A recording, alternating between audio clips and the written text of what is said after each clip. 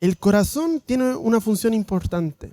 Bombea y mana vida. Bombea y comienza a distribuir sangre. La sangre quiere hablar de la vida. Si nosotros tenemos sangre y hay un corazón bombeando aquella sangre, nosotros podemos tener vida. Y de una forma simbólica, esto sí yo lo hablo de una forma simbólica, nosotros hablamos de la sangre como el linaje. Cuando nosotros tenemos una descendencia, nosotros decimos, él es de mi sangre, él es de mi linaje, él es de mi descendencia. Eso ya lo hablamos de una forma simbólica. Y es interesante porque al Señor cuando lo entregaron, decía que Pilato se lavó sus manos y le dijo al pueblo, ustedes vean qué hacen con Jesús.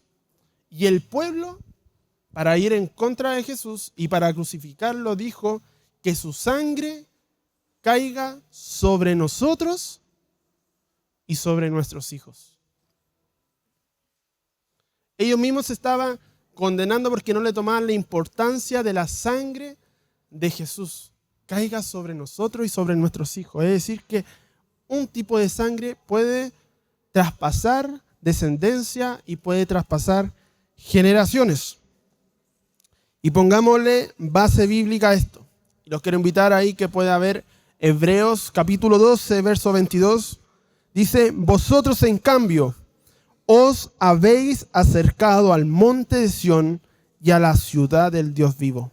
Se han acercado a la Jerusalén celestial y a miriadas de ángeles, a la asamblea general e iglesia de los primogénitos que están inscritos en los cielos.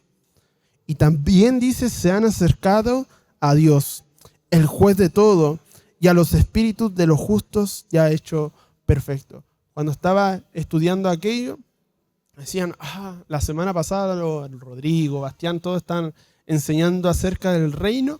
Y yo estudiando de la sangre dije, nos hemos acercado al monte de Sión, nos hemos acercado a la ciudad de Dios. Es decir, que algo nos quiere decir que nos estamos acercando a aquel reino. Y Hebreos 12, 24, el verso siguiente dice, y también nos hemos acercado a Jesús, el mediador del nuevo pacto, y a la sangre rociada que habla mejor que la sangre de Abel. La base bíblica acá se encuentra. Y no solamente hay una sangre que es capaz de hablar, sino me dice que está la sangre de Jesucristo, que es capaz de hablar, y está la sangre de Abel, que también puede hablar. Ahora, para entrar a aquello sí o sí tenemos que conocer qué fue de Abel. Yo sé que los más antiguos conocen esta historia, pero para desarrollarlo lo vamos a leer. Génesis 4, verso 1 dice, el hombre conoció a Eva. El hombre en este contexto estaba hablando de Adán. Adán conoció a Eva, su mujer, y ella concibió y dio a luz a Caín y dijo, he adquirido varón con la ayuda de Dios. Mientras yo vaya leyendo estos textos, voy a ir marcando ahí algunas palabras y darle alguna enseñanza porque es importante. Acá Caín le hablaba sobre que era un varón. Y esa palabra varón es más profunda de la que nosotros pensamos. Éxodo 1:17. Se los voy a explicar por qué es importante la palabra varón. Éxodo 1:17 dice, pero las parteras temían a Dios en el tiempo de Moisés, cuando Moisés nació. Y no hicieron como el rey de Egipto le había mandado, sino que dejaron con vida a los niños. Contexto de aquello, el faraón, el rey de Egipto, en ese tiempo mandó a matar a todos los bebés que nacían varones, porque tenía miedo que el pueblo hebreo, que el pueblo de Israel se levantara en contra del pueblo de Egipto. Y en otras versiones decían porque ellos dejaban con vida a los varoncitos. ¿Quién eran los varoncitos? Era el pueblo de Dios. ¿Quién eran los varones? Eran los hebreos. Y cuando yo le hablo a usted y le diga, usted es un varón de Dios, es porque así lo es. Cuando se le hable uno a usted y le diga que usted es un varón, está diciendo que usted pertenece a un linaje de Dios. Ahora acá si yo digo varón, hablo referencia a mujer y hablo referencia a hombre, que somos pertenencias de Dios. Jeremías 17:5 dice, y así ha dicho Jehová, maldito el varón que confía en el hombre. En las versiones típicas que nosotros leemos, dice, maldito el hombre que confía en el hombre. Y muchos ocupan mal esa enseñanza porque dicen, ya, yo no voy a confiar en nadie, voy a ir en una iglesia y solo yo y Dios. O no voy a ir a una iglesia y no me voy a congregar porque solo soy yo y Dios. Y la Biblia no dice eso. El mejor consejo que podamos recibir está en los sabios que nos pueden dar a nosotros. En la multitud de consejos, dice la palabra, que está la sabiduría. Es decir, que es bueno recibir consejos, pero el consejo de parte de quién. Usted tiene un pastor acá y su pastor le da consejos, pero su pastor es un hombre. No, su pastor es un varón. Por eso dice, maldito es el varón que confía en el hombre. Esa palabra varón del original viene Geber, de ahí donde viene Giborín. Gibor, que significa fuerza, que significa alguien valiente. Entonces, a usted le está llamando como alguien valiente. Y alguien valiente no puede estar pidiendo consejos a un hombre, sino que un varón sí puede pedir consejos, pero a otro varón. Eso es lo que está enseñando. Y acá nosotros estábamos hablando de Caín. Y nosotros en la historia vemos a Caín como alguien que fue malo, ¿cierto? Delante de los ojos del Señor.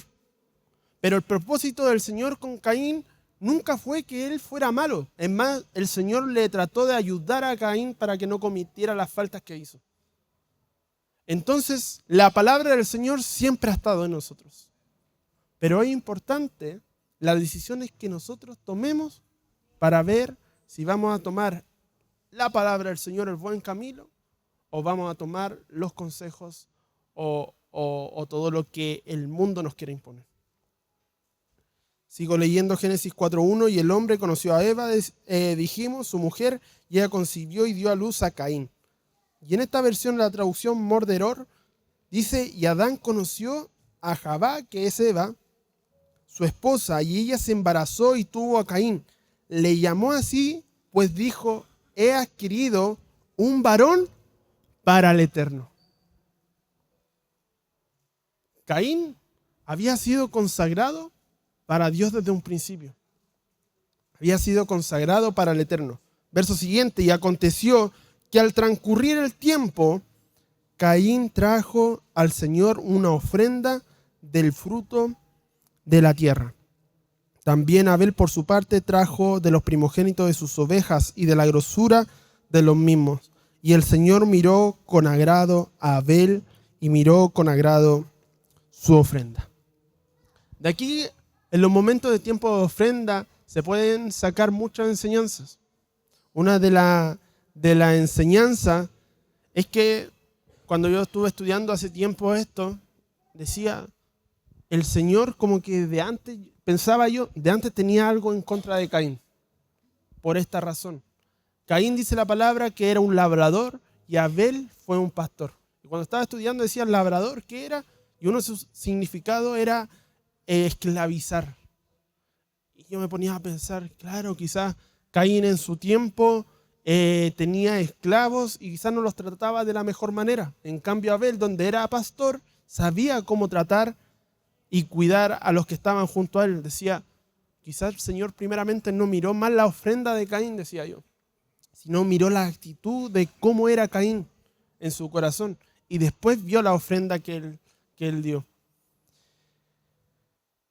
Y después el pastor nos enseñaba que hay una importancia en el orden de las ofrendas, porque todo lo trabajamos como en un nivel tripartito: espíritu, alma y cuerpo, Padre, Hijo, Espíritu Santo, atrio, lugar santo y lugar santísimo. Y cuando se ofrecían ofrendas en el atrio, lugar santo y lugar santísimo, habían diferentes tipos de ofrendas.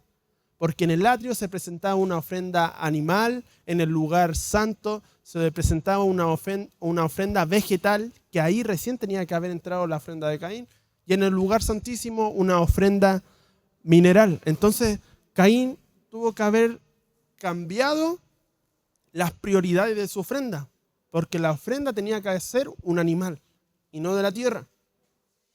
Y lo otro que pude encontrar, y yo creo que ya va más por ahí, por desobedecer a la palabra del Señor. A lo que voy, que Caín fue consagrado al Señor, pero él mismo se apartó del Señor por desobedecer su voz. ¿Por qué esto? Génesis 3:17, el capítulo anterior. El Señor le había dicho esto. Entonces dijo Adán: maldita será la tierra. ¿Quién estaba maldita? La tierra, por tu causa. Con trabajo, y se lo marqué, con trabajo comerás de ella todos los días de tu vida. ¿Para qué estaba diseñada la tierra? Para comer. Maldita la tierra estaba, y le decían: tú vas a trabajar en ella y vas a comer de ella todos los días de tu vida. Verso siguiente: espinos y albrojo te producirá. Y nuevamente nos dice: y comerás de las plantas del campo. 19. Con el sudor de tu rostro, y nuevamente nos repite: comerás el pan hasta que vuelvas a la tierra. Ya en el capítulo anterior 3 veces el Señor le estaba enseñando a Adán que todo lo que producía la tierra era para comer. ¿Y qué hizo Caín? De lo que tomó de la tierra lo ocupó para ofrendar, cuando el destino de aquellos nunca era, sino que todo lo que producía la tierra era para comer. Génesis 4:5, avanzamos. Pero a Caín y su ofrenda no miró con agrado, y Caín se enojó mucho, y su semblante se demudó. Es decir, que su semblante se puso triste. Se enojó y se entristeció Caín. Y ahora, para avanzar rápido, lo interesante acá, y yo les marqué la palabra miró. Dios tenía planes con Caín. Recuerde, Dios tiene planes con nosotros, pero va a depender de nosotros seguir aquellos planes. La palabra dice que nadie ha visto al Señor. Pero ¿quién se estaba refiriendo a ese nadie y a qué Señor estaban viendo? Porque también la palabra nos dice que Moisés tuvo la gran bendición de ver al Señor, a Dios cara a cara. ¿Verdad? Y hay un texto en 1 Timoteo 6:16 que dice: el único que tiene inmortalidad y habita la luz inaccesible, a quien ningún hombre ha visto ni puede ver. Es decir, que la manifestación, la esencia más grande de Dios, que nosotros le conocemos como el Altísimo, nadie la ha visto y nadie la ha conocido. Pero la manifestación del Padre, el Hijo y el Espíritu Santo, sí se le conoce en su rostro y sí se le han visto. Y yo me pregunto en el capítulo 4, versículo 5, ¿cómo Caín se dio cuenta que el Señor se había enojado? Porque el Señor nunca le dijo una palabra a Caín. Solamente dice que miró con agrado, que no miró con agrado la ofrenda de Caín. Y Caín, al darse cuenta de que el Señor no miró con agrado, su semblante demudó. ¿Cómo será eso? ¿Caín veía el rostro del Señor? Según el texto, me dice que Caín vio el rostro del Señor. ¿Cómo se hubiera dado cuenta que el Señor miró con su ofrenda con agrado o no la miró con agrado? Tuvo que haber visto su rostro. Versículo 7. Si haces bien, no serás aceptado, y si no haces el bien, el pecado yace a la puerta y te codicia, pero tú debes dominarlo. Antes de que Caín fuera en contra de Abel y matara a su hermano, el Señor le ayudó, el Señor le dijo todo. Caín tuvo la oportunidad de poder ver al Señor, el rostro del Señor. Caín tuvo la oportunidad de ofrendar al Señor. Antes de que su corazón se comenzara a contaminar, el Señor le dijo: Caín, el pecado yace a la puerta. El pecado no se irá. El pecado va a estar ahí siempre, delante de ti. Tú querrás moverte, tú querrás abrir una puerta, ir a algún lugar, y va a estar el pecado ahí. Pero tú tienes que ser un varón. Tú tienes que ser alguien fuerte, tienes que ser alguien valiente, porque tú puedes dominar el pecado. Es decir, que cuando el pecado le gana a una persona, es porque esa persona no está actuando como varón. Si el pecado le gana a una persona, es porque esa persona no está actuando con valentía. Y el Señor, antes que Caín cayera, le estaba tratando de ayudar. Y aún así desobedeció. Verso 8, y Caín dijo a su hermano Abel: vayamos al campo. Y aconteció que cuando estaba en el campo, Caín se levantó contra su hermano Abel y lo mató. Estamos hablando de la sangre que habla. Ahora en el contexto de Abel. Génesis 4:9, verso siguiente, dice: entonces el Señor dijo a Caín: ¿dónde está tu hermano Abel? Y él respondió: no sé. ¿Soy acaso guarda de mi hermano? Y él le dijo: ¿qué has hecho? La voz de la sangre de tu hermano clama a mí desde la tierra.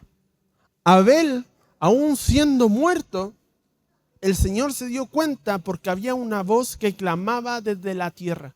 Y esa voz era la que se levantaba a través de la sangre de Abel. La sangre tiene la capacidad de hablar. Sigamos poniendo base. Isaías 33:15, la versión BDJ. Haciendo alusión a quién morará en las alturas. Nosotros somos de los que vamos a morar en las alturas. Amén. Dice esto: ¿quién morará en las alturas? El que camina en justicia, el que habla en rectitud, el que aborrece las ganancias, el que aborrece la ganancia de la violencia, el que sacude sus manos de no recibir soborno, el que tapa su oreja para no oír sangre. ¿La sangre tiene la facultad de hablar? Sí la tiene. El que morará en las alturas es el que tapa su oreja para no oír sangre. La sangre tiene la capacidad de hablar. Ayer, cuando estaba viendo una prédica, estábamos con mi esposa y veíamos la prédica de la pastora Lisney. Yo sé que algunos acá la vieron por internet, otros fueron allá, y me llamaba la atención porque ella decía: muchos han pactado con brujos. Y muchos, por su ignorancia, y era algo fuerte, decía: han comido carne humana y han tomado sangre humana. De esa forma los brujos hacen rituales. Han comido carne humana y han bebido sangre humana. Cuando yo estaba estudiando decía: claro, con razón hay muchos que se quieren acercar al Señor, y mientras más se acercan al Señor, están pasando problemas en sus casas, escuchan voces. Hay algo en su mente que está constantemente diciéndole: mátate, asesina, haz algo inmundo, ándate en contra del Señor. Y cuando leía este verso, decía: toda la razón.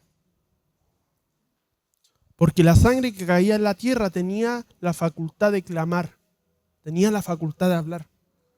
Pero si esa sangre es bebida, va a estar clamando y va a estar hablando dentro de una persona.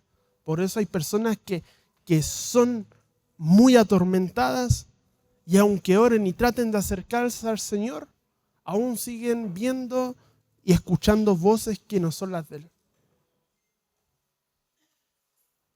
Al terminar el culto al día de hoy, vamos a hacer una oración y vamos a romper por cada una de esas cosas. Con pacto que quizás ni tú te has dado cuenta, y tus padres, tus abuelos, tus bisabuelos quizás han pactado con sangre. Recuerden que simbólicamente la sangre tiene que ver con el linaje. Por eso muchas personas son atacadas en lo mismo que fue atacado su padre, en lo mismo que fue atacado su abuelo. Muchos pelean con la droga porque sus familiares estuvieron en la droga. Muchos pelean con el alcoholismo, muchos pelean con el adulterio, con la fornicación. Porque no han estudiado lo que ha pasado en su descendencia anterior. Pero la sangre que les voy a presentar el día de hoy va a romper todos esos pactos de parte de las tinieblas. Cuidado con la sangre. Génesis 18:20. Y el Señor dijo, el clamor, ¿qué es el clamor? Es una forma de expresarse, una forma de levantar la voz, de gritar. Dice, el clamor de Sodoma y Gomorra ciertamente es grande y su pecado es sumamente grave. Ahora, ¿Sodoma y Gomorra eran unas personas? Sodoma y Gomorra eran una ciudad. ¿Cómo una ciudad va a poder hablar? ¿Cierto? No se puede. Ahora usted me va a decir, ya, pero nosotros lo vemos simbólicamente y si las personas hablan en la ciudad podemos decir que la ciudad habló. ¿Ya? Pero ¿quién se acercó a clamar al Señor? Si decía que no había ningún justo en Sodoma y Gomorra porque estaba lleno de pecado. El único justo que le llama la Escritura era Lot. El único justo en la ciudad de Sodoma y Gomorra era Lot, y por la misericordia del Señor fueron ángeles y rescataron de Lot de ese lugar para destruirlo. Entonces, ¿cómo habrá subido un clamor por causa del pecado? ¿No será que en Sodoma y Gomorra habían realizado asesinatos? ¿Habían realizado muertes de personas quizás que son inocentes? Y que toda esa sangre derramada por causa del pecado y el descontrol que había en esa ciudad, ese clamor que caía por la sangre a tierra, comenzaba a clamar.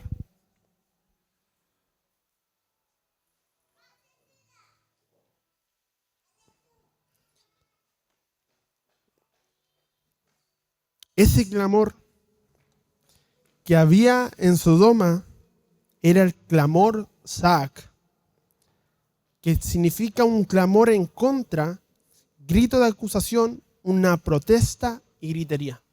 Y aquí con esto yo voy a enseñar que hay tipos de sangre que hablan y hay sangre que son una sangre Zac que van no en favor de Dios, sino en contra de Dios. Ese tipo de clamor es el clamor que se levanta cuando exigen venganza. Es el tipo de clamor que se levanta para ir en contra de la persona que le hizo algún daño. La Biblia enseña que hay una potestad. Cuando se derrama sangre en asesinatos, hay una potestad que se llama el destructor.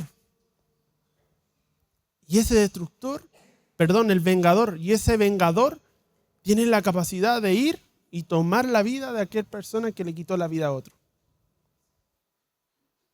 Entonces todo clamor no viene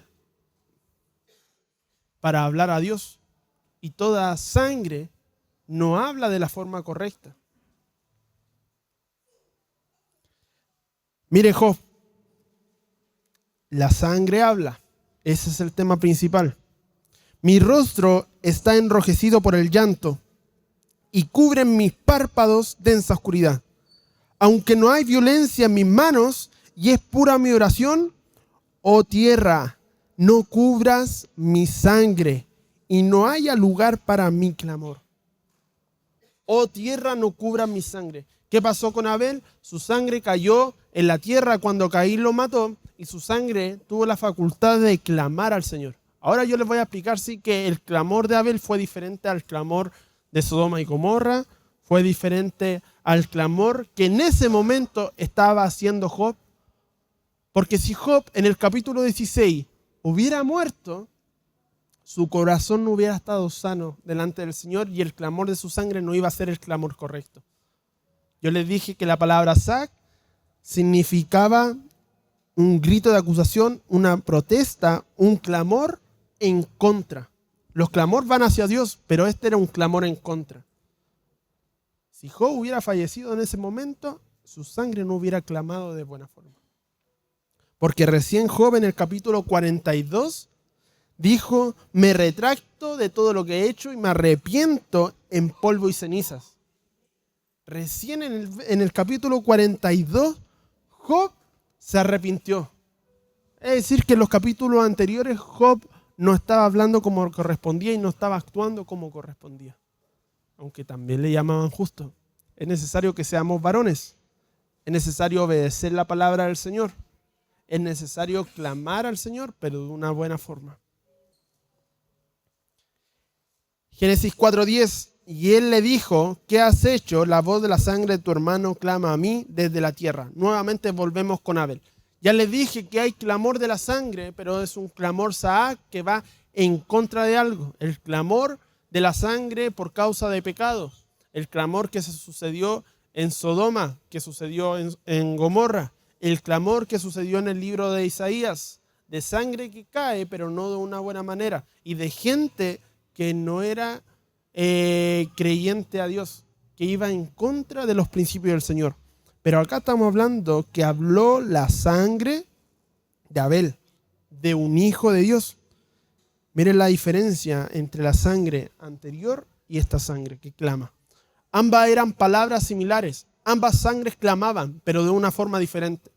Esta sangre que clama es Saak, que significa llorar, gritar, llamar, gritar por ayuda y clamar por ayuda. Esta sangre no busca una venganza en contra de alguien o de algo, sino esta sangre que es de Dios clama al Señor. Y esta sangre que habla clama por ayuda al Señor. Y esta era la sangre de Abel. Y ahora el tercer grado de sangre, el grado de Jesús, porque la palabra que habíamos leído al principio decía la sangre de Cristo que habla mejor que la de Abel. Entonces con eso yo veo, hay 3 grados de forma de hablar de la sangre. La del impío, la del Hijo de Dios y la mejor sangre de todas que habla mejor que todo, la sangre de Cristo. Apocalipsis 6:9 dice, cuando abrió el 5º sello, escatología, los que han venido a la escuela de doctrina pueden conocer un poco qué tiene que ver los sellos. Este sello en el tiempo de hoy ya fue abierto. Cuando abrió el 5º sello, vi debajo del altar las vidas de los que habían sido muertos a causa de la palabra de Yahweh y del testimonio que ellos tenían. Mataron a alguien y eran hijos de Dios. Estos son los mártires. Y clamaba a gran voz diciendo, ¿hasta cuándo, oh soberano Yahweh, santo y verdadero, no juzgas y vengas nuestra sangre sobre los que moran en la tierra? Había mártires y nuevamente por ser muertos, la sangre comenzó a clamar. Señor, tú eres el que juzga. Señor, tú eres el que nos venga.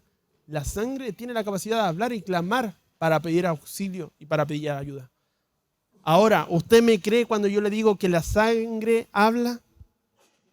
Todavía no lo convenzo. No lo digo yo, lo dice la Escritura. Ahora yo pregunto nuevamente, según la Escritura, ¿la sangre tiene la capacidad de hablar? Amén.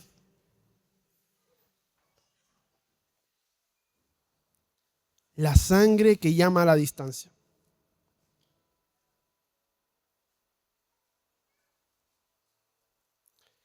Recordad Efesios 2:12.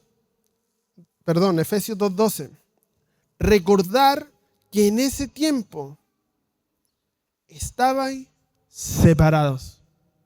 ¿A quién le hablaba? A nosotros, a los gentiles. ¿A quién le hablaba? A todo el que no se había acercado al Señor.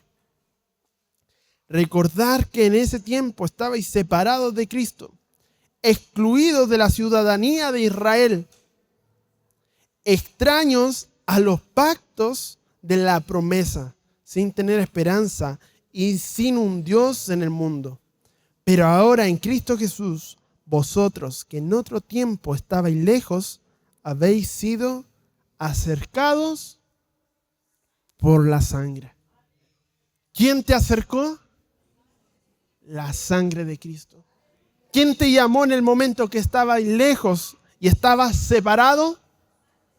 La sangre de Cristo. Esa sangre que habla mejor que la de Abel. La sangre de Abel clamaba por ayuda y por venganza en contra de su hermano Caín que lo había matado. La sangre de Cristo es la que habla mejor y la que habla de perdón, la que habla de misericordia, la que habla de reconciliación, la que te llama. Esa es la sangre que habla. La sangre que te acerca al Padre. Hebreos 12:24.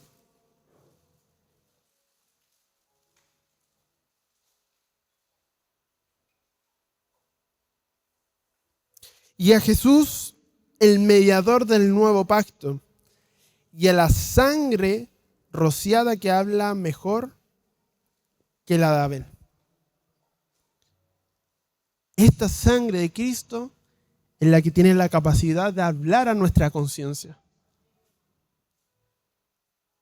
Así como el enemigo puede hablar, así los que bebieron y comieron carne humana y esa voz le habla en su interior de parte de las tinieblas, la sangre de Cristo que vino sobre nosotros va a comenzar a limpiar nuestra conciencia. Hebreos 9:14. ¿Cuánto más la sangre de Cristo, el cual por el Espíritu eterno se ofreció a sí mismo sin mancha a Dios, purificará vuestra conciencia de obras muertas para servir al Dios vivo? La sangre de Cristo purificará nuestras conciencias. La sangre de Cristo purificará nuestras conciencias.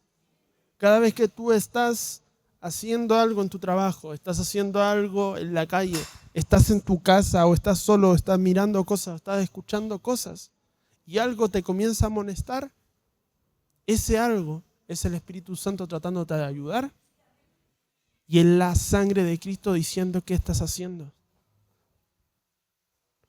La sangre de Cristo que fue derramada por ti y por mí para darnos salvación diciendo eso no te conviene. Y tú sientes que puede ser tu voz interior y tú te puedes sentir incómodo. O estás con amistades, o estás en una fiesta y no te hallas, no te sientes bien. Es aquella sangre de Cristo llamándote y limpiando tu conciencia. Eso no se hace. Eso no lo debes hacer. El camino no es por ahí. La sangre de Cristo tiene la capacidad de hablar. Esta sangre habla del perdón. Primera de Juan 1:7, la sangre de Jesús, su Hijo, nos limpia de todo pecado. La sangre que te habla del perdón. La sangre de Jesús que nos limpia de todo pecado. Apocalipsis 1:5. Al que nos ama y nos libertó de nuestros pecados, ¿con qué? Con su sangre. El que nos dio pecado, el que nos dio perdón, su misericordia y su perdón a nosotros por nuestros pecados fue por medio de la sangre. Y no cualquier sangre, la sangre de Cristo. La sangre de Cristo. Nos llama al lugar santísimo. Nuevamente tiene la capacidad, primero nos llamaba para acercarnos y ahora nos llama para llevarnos a un lugar. ¿Y qué lugar? Al lugar santísimo. Hebreos 10:19. Entonces, hermanos, puesto que tenemos confianza ahora tenemos confianza para entrar al lugar santísimo por la sangre de Jesús. Por la sangre de Jesús ahora tenemos acceso libre para poder hablar con el Padre. La Biblia nos enseña que nuestra oración debe ser: Padre nuestro que estás en los cielos. Padre nuestro que estás en los cielos. Y toda oración que vayamos debemos hacerla en el nombre de Jesús, porque Él es el mediador entre nosotros y el Padre. Su sangre fue la que me dio y fue a favor de nosotros para que tengamos acceso al Padre, acceso al lugar santísimo. Nos habla de pacto. 1 Corintios 11:25. De la misma manera tomó también la copa después de haber cenado, diciendo: esta copa es el nuevo pacto. ¿En qué? En mi sangre. Haced esto, pues, cuantas veces la bebáis, en memoria de mí. Y cuando estábamos adorando en un principio, como decía la canción, milagroso, abres caminos, cumples promesas. Cumples promesas.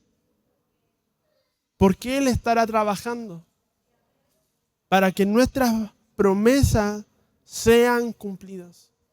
Muchas promesas el día de hoy están durmiendo.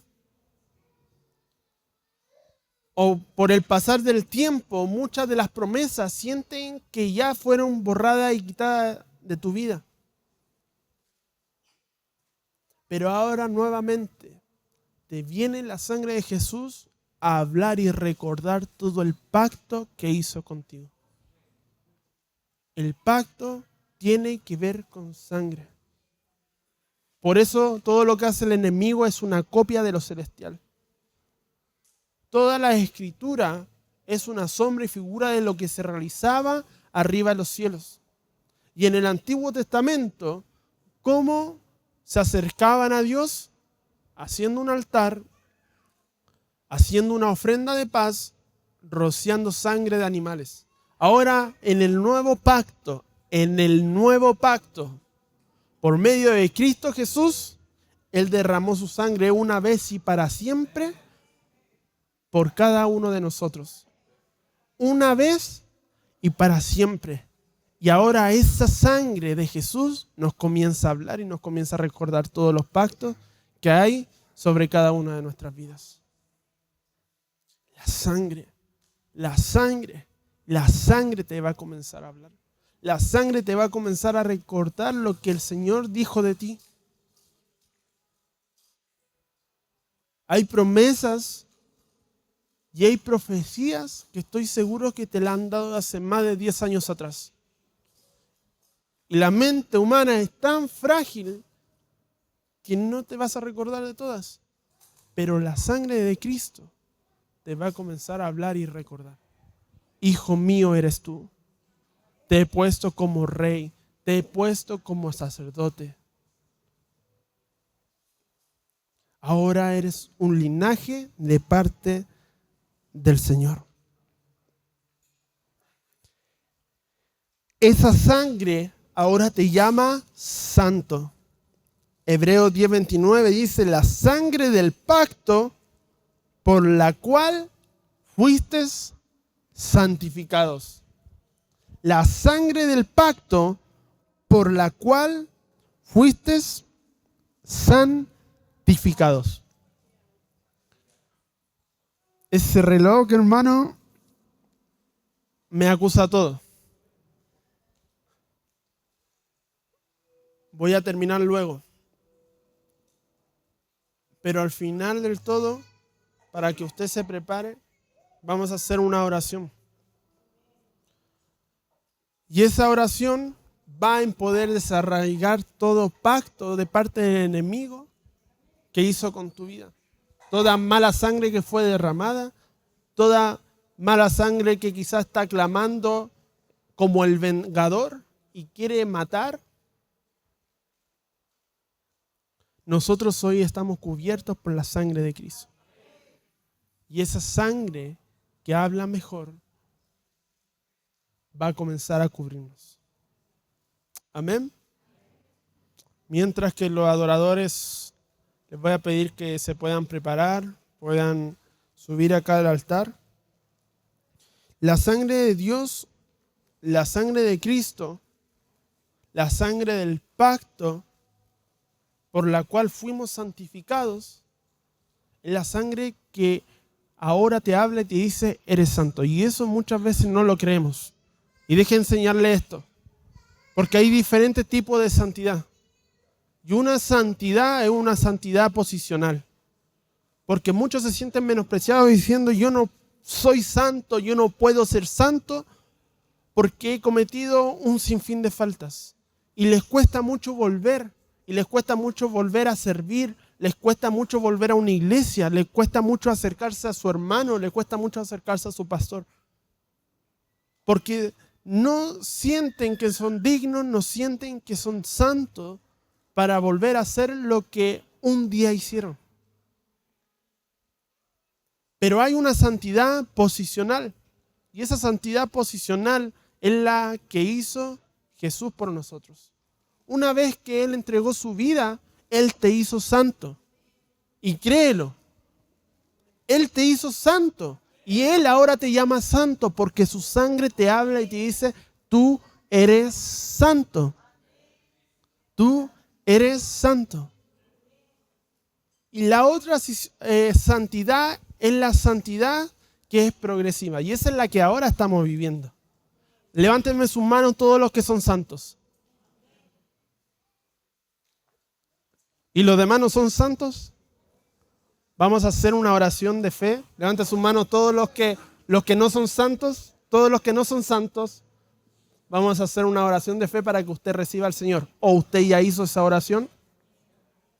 A ver, voy a preguntar lo siguiente.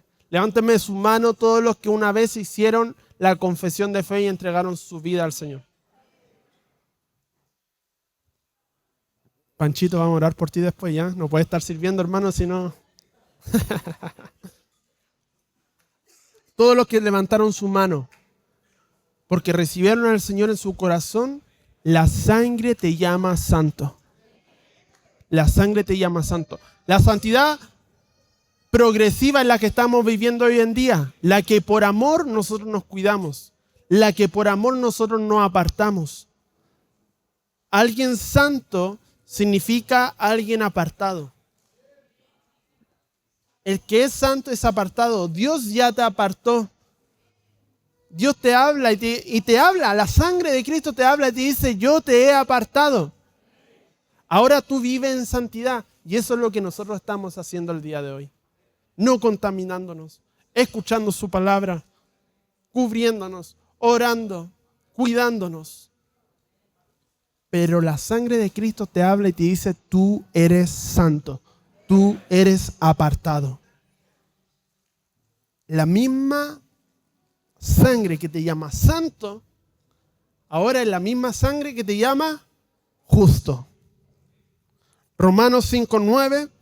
Entonces muchos más, habiendo sido ahora justificados por su sangre, seremos salvos de la ira de Dios por medio de Él. Habiendo sido ahora justificados por su sangre. Justificados por su sangre. Justificado por su sangre. La sangre que te hizo santo, ahora es la misma sangre que te llama y te llama justo. Y ahora pasa algo similar. También hay una justicia posicional y hay una justicia progresiva. Y hay medida de justicia, nos enseña la Biblia. La posicional es la que te hizo justa y con la cual tú alcanzaste salvación. ¿Cuántos son salvos acá? Porque la sangre de Cristo te llama justo. Pero ahora tú tienes que caminar en justicia. Tú tienes que caminar en integridad.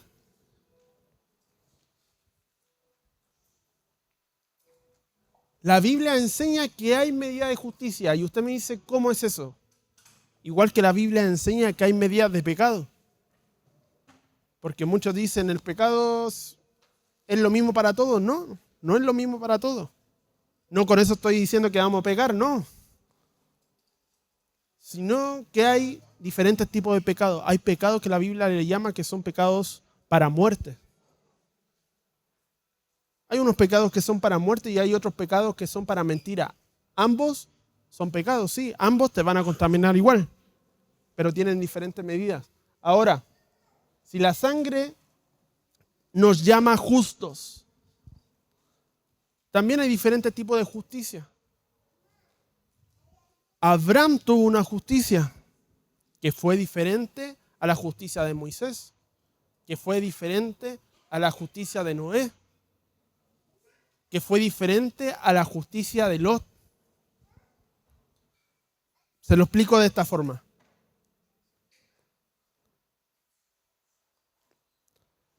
Noé, cuando el Señor lo salvó del diluvio, lo llamó justo. Y por causa de su justicia, dijo, anda, ve, trae a tu mujer, trae a tus hijos, haz, trabaja en ello y haz un arca. Esa fue la justicia de Noé y el Señor lo salvó. Pero a Lot, que lo habíamos nombrado al principio, también la Biblia lo llama justo. ¿O no es así? Pero los ángeles tuvieron que ir a buscar a Lot. Y cuando la ciudad iba a ser destruida, cuando solo quedaban horas de ser destruida, usted vaya si quiere y estudia esa parte, cuando quedaban horas para que la ciudad sea destruida, los ángeles de parte de Dios le dijeron, Lot, anda, toma a tu familia y vete. ¿Y qué hizo el justo Lot? ¿Alguien se recuerda? ¿Qué hizo el justo Lot? ¿Se fue? El justo Lot no se quería ir. Es más, puedo decir, el justo Lot no se fue. Porque se lo llevaron. Porque los mismos ángeles tomaron la mano de Lot y se lo llevaron. Pero aún así la Biblia le llama justo. ¿Y por qué tú te estás juzgando y tú no te sientes santo y no te sientes justo por las cosas que tú haces? ¿No dice la Biblia que el justo puede caer? ¿Cuántas veces se va a levantar el justo? 7 veces el justo se puede levantar. Si dice que 7 veces el justo se puede levantar es porque 6, 7 veces, 1, 2, 3, 4, 5, 6 se pudo haber caído. Somos personas. Vivimos en este mundo. Te puedes equivocar, puedes fallar, sí. No estoy diciendo que lo debas hacer. Estoy diciendo que por sobre todo aquello hay una voz que te llama santo y hay una voz que te llama justo. La voz de Cristo que habla. La voz de Cristo que habla mejor que la de Abel. La voz de Cristo que llama y habla de misericordia. Llama y habla de reconciliación. Llama y habla de perdón de pecados. Llama y habla para sanar tu conciencia. Para llevarte a donde antes estábamos. Con el Padre.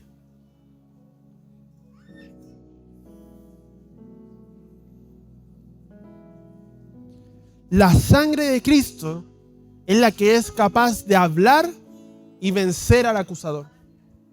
¿Quién es el acusador? El que acusa, el que está hablando siempre en contra de ti.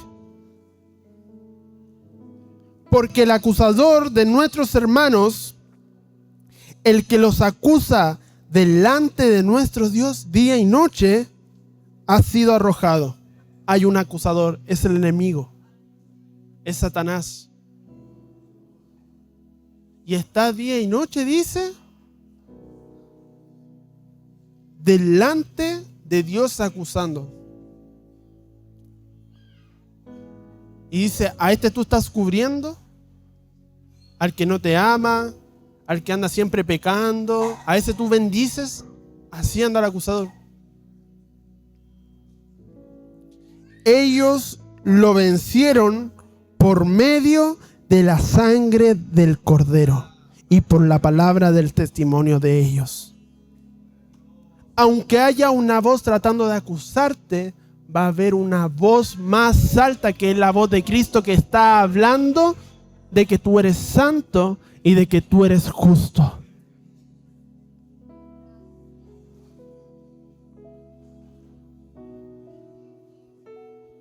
Quiero que en tu lugar te puedas poner de pie.